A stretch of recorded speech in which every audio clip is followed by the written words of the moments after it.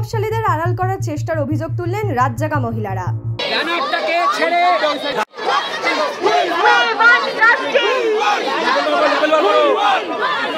আরজিকর হাসপাতালে তরুণী চিকিৎসককে নৃশংসভাবে হত্যার প্রতিবাদে গর্জে উঠল বাংলার মেয়েরা। বুধবার বাংলায় মেয়েরা রাত দখল করার ডাক দিয়েছিলেন। সেই ডাকে সাড়া দিয়ে ওই দিন রাতে কলকাতা থেকে জেলায় জেলায় মহিলারা রাতজাগা কর্মসূচিতে অংশ নিয়েছিলেন। ব্যারাকপুর শিল্পাঞ্চলের সর্বত্র রাত জেগে ঘটনার প্রতিবাদ জানালেন মহিলারা। কোথাও কোথাও মহিলারা শাঁখ উলুধ্বনি দিয়ে সোচ্চার হয়েছিলেন।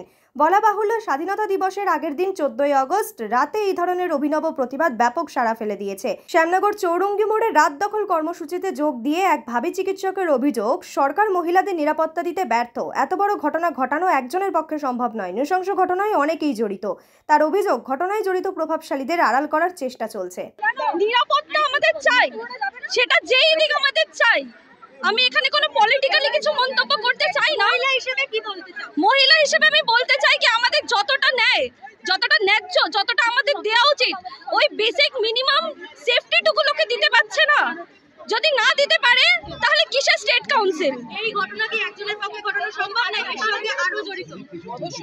অবশ্যই আরো জড়িত। এইটা একজনের পক্ষে কি করে? আমরা জানি, আমরা অনেক কিছুই দেখতে পাচ্ছি। এত ডিএনএ টেস্ট, এত কিছু আছে আমাদের করার জন্য, এতদিন কেন হয়নি? প্রভাবশালীদের আড়াল করার চেষ্টা অবশ্যই, না হলে এত কিছু। একজনকে তো অ্যারেস্ট করা হয়েছে, তারপরে তোমরা দেখাচ্ছ কেন?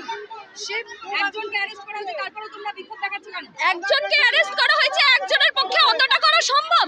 একজনের পক্ষে এতগুলো হাড় ভাঙা, একটু সরুন, একজনের পক্ষে এতগুলো হাড় ভাঙা সম্ভব?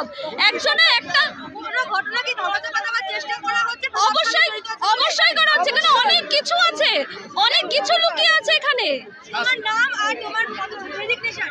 আমি মুর্শিদাবাদ মেডিকেল কলেজের 2য় বছরের একটা ছাত্রী।